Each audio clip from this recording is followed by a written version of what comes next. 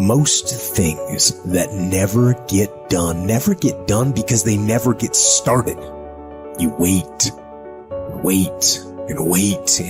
and you wait so long that the thing doesn't even matter anymore.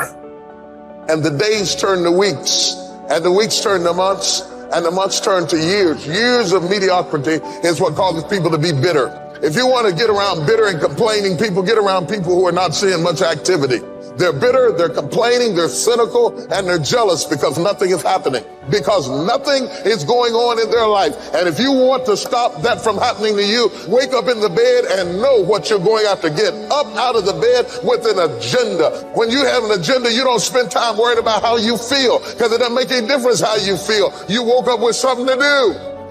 If you would like to discipline yourself, which is a very good idea, pick a direction you want to go first. Pick a goal you would like to attain, a long, medium to long-term goal. You might imagine something you need and want, some attainment that would motivate, whose pursuit would motivate you. And you can ask yourself that. It's a good question to ask yourself in general.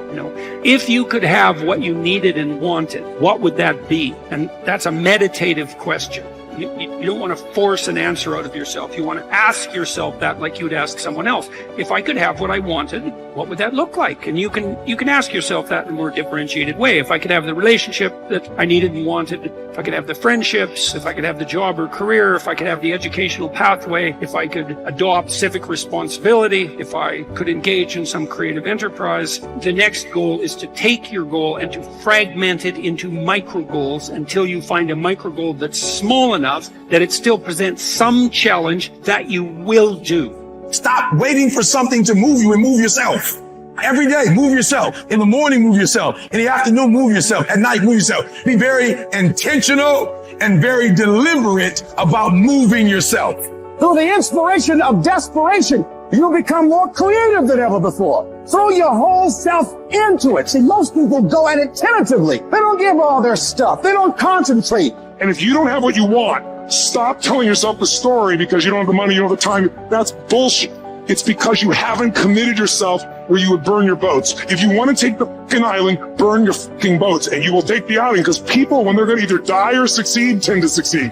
Stand up for your dreams. Stand up for what you want in your life. Decide that your life is so meaningful to you, that you love you and you love life so much that you're going to stand up for something you want. You don't want to be a spectator. You want to get out in the field where the action is, and you will be amazed. After the struggle, there will be a calm period, and things will begin to click for you. Come out here with what you got. You don't have enough money? Don't worry about it. You got the dream. You must be patient, persistent, and positive no matter what. But aren't there some guarantees you can give us? Yes. You're going to die. You can't get out of life alive. So I'm saying to you, you got 6 months to live. Live your life now. Live your dreams now. Start acting like this is your last day on the planet.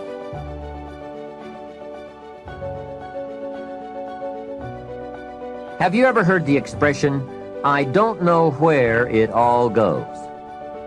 Well, from now on, make a new commitment to financial independence and to the value and the feeling that comes from knowing where it all goes and where it all comes from. It is just one of those important disciplines that cause you to prove to yourself that you are on a new road, walking in a new direction, becoming a new person, and arriving at a new destination. Without that effort, you will keep falling back. Hey, I found out you can make $5,000 a month and still go broke. You say, how could you go broke making $5,000 a month? It's easy. Spend $6,000. And when you make $5,000, spending $6,000 is not that difficult. Someone once said, if your outgo exceeds your income, your upkeep becomes your downfall. So, be the master over whatever you have and whatever you are. That's where the seeds of greatness are sown. Great wealth, great health, great results, great influence, and great lifestyle. Take interest and even delight in doing all the small things well. It makes you a sophisticated person who knows where the beginnings of wealth and happiness are. There's a Bible phrase that we could quote here that would be appropriate. It says, If you will be faithful over a few things, the small things, you will someday be ruler over many things and major things. That's it. That's the philosophy that counts. Let's say that you could pick your level of competition in life to some degree. Okay, so let's say you pick a level of competition where you're always winning. It's like, well, all that means is you've picked the wrong level of competition. Yes. Because, like, let's say you're a grandmaster chess player and all you do is play amateurs, and every night you go home and congratulate yourself on what a genius you are because you just stomp these people left, right, and center. It's like, you're not a genius. You're a dimwit. Right. What you should be doing is playing people who are beating you as much as you can tolerate. Right. So maybe that's 40% of the time. Maybe it's 60% of the time. But that way, because to be a winner, you want to be disciplined. You want to know what you're doing. And then you want to be on the edge where your skills are being developed. And if you're going to be on the edge where your skills are going to be developed, you're at a place where losing is always a possibility. Because otherwise you're not pushing yourself beyond your current capacity. And so one of the things that I've outlined in 12 Rules for Life is a theory of meaning. Because meaning, as far as I'm concerned, the sense of meaningful engagement is the antidote to malevolence and suffering, essentially. Because you want to have a life that's so engaging that you think, despite the fact that I'm limited and that we're mortal and that life is tragedy and there's evil in the world, despite all that, this is worth doing. And I think that there's a technical meaning that genuinely exists, and that's the meaning that you get when you're in a domain where you have some discipline and some skill. So you're laying out your competence and your ability, but you're simultaneously pushing yourself to develop past where you are. That's really engrossing. And what that is doing is expanding your competence. And so life is suffering and betrayal in many senses of the word. But you can adopt a way of traversing through life that is more powerful than the tragedy and the malevolence. The art of true living in this world is more like a wrestler's than a dancer's practice.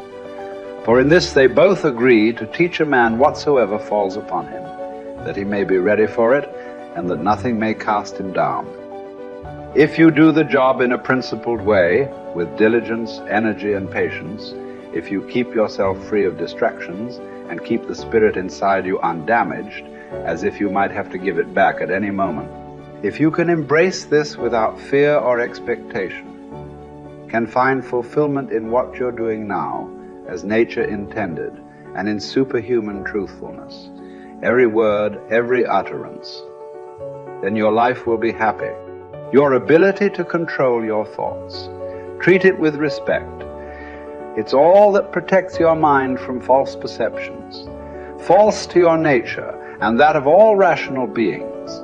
It's what makes thoughtfulness possible and affection for other people.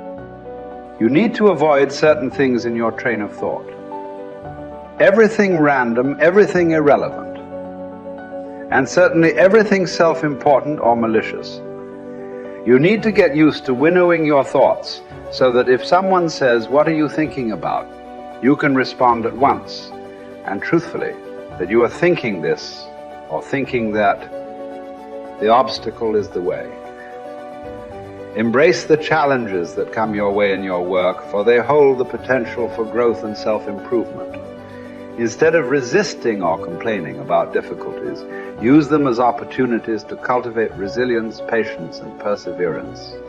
Remember that your attitude towards work matters more than the work itself. Approach each task with a sense of purpose and dedication, regardless of its nature or perceived significance. Find fulfillment in the process of striving and giving your best effort rather than relying solely on external outcome. Think of your many years of procrastination. How the gods have repeatedly granted you further periods of grace, of which you have taken no advantage. It is time now to realize the nature of the universe to which you belong, and of that controlling power whose offspring you are, and to understand that your time has a limit set to it. Use it then to advance your enlightenment, or it will be gone, and never in your power again.